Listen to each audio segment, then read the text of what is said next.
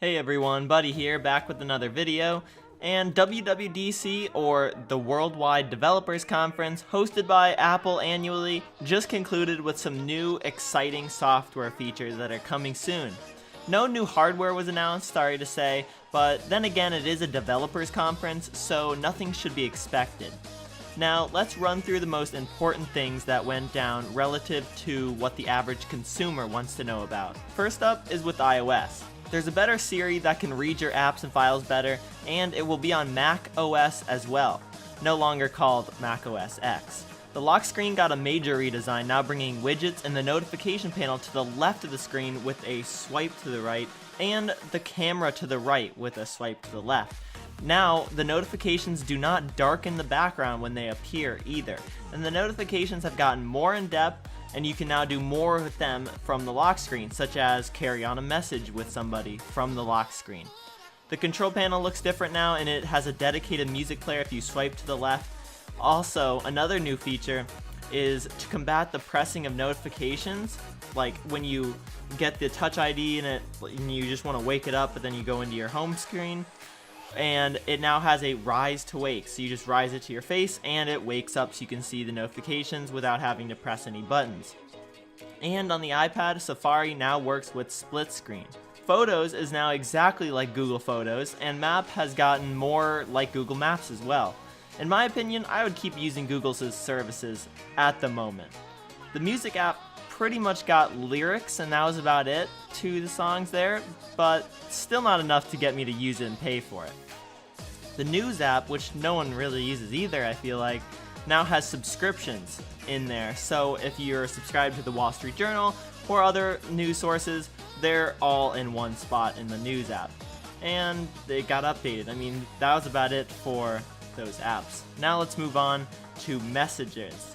So the new messaging app got a huge update. It kind of combines Facebook Messenger as well as some other popular messaging apps.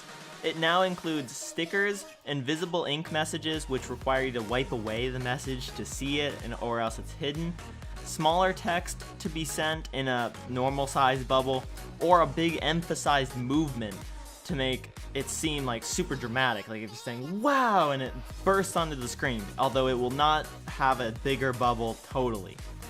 And that's kind of like what Google announced a month ago about with their new messaging app. So now Apple is coming out with it as well. You can now replace text with emojis, and it will suggest emojis while you were typing. So that will lead to some interesting conversations, I must assume, and kids in the future probably won't know how to talk. Anyways, a cool new double tap to heart or to interact with personal individual messages, payments now in Messenger, as well as developers can make new features come to it with their apps that are also in there, kind of like Facebook Messenger. Anyways, rich links seem like another copy off of Google's new texting app, and I don't really care for either because I don't really care to see the link before I click on it. You can also make a digital touch video that you can write on a pic or a video and send it to people. Live photos now can be edited and have OIS or optical image stabilization added to them. Mac OS is up next. You can unlock your Mac with your watch or other secured Apple device now. A cool new feature is the universal clipboard, which allows you to copy something on your iPhone and then paste it on your Mac. iCloud Drive is like Google Drive pretty much, allowing your files to be accessed on any device, and older files will, I think, be automatically moved to it and have new files be accessed on the Mac itself. Siri is now on the Mac, as I said before, although how many more times are we going to hear it in public and activated when we aren't wanting to? And who will be talking to their computer in public? That will be really weird. And also you can save the questions though that you ask Siri. So if you're looking for a file, you can just pin it to the side in your notifications and come back to it as much as you would like. watchOS 3 on the Apple Watch has gotten some much needed updates. You can choose to have specific apps be in the background and easily brought up and accessible instantly. Overall, apps open much faster because there's definitely a problem with that at the moment. Of course, there are new watch faces and they added Minnie Mouse. Scribble allows you to write/type kind of thing with your finger in other languages other than English. And Apple added an SOS call to the watch, which calls 911 if you hold the button on the side.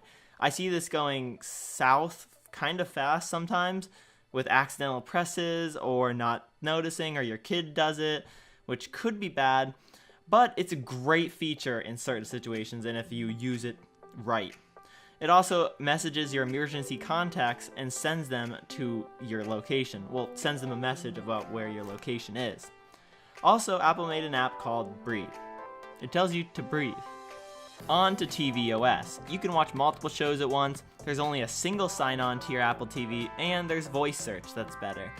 Not too much there, that's about it. And then on HomeKit, there's now one place to connect to all of your smart home accessories, and they promise that there's more coming in the future, although I don't know how many people actually have these yet. Of course, there's more encryption, and everything software related is free with the upgrade this fall near the next iPhone release, and the beta starts in July. That's all for WWDC 2016. Subscribe, like, and comment what you think. Thanks for watching, and remember there's some gaming on here on this channel too, because 2 is better than 1, and I will see you in the next video.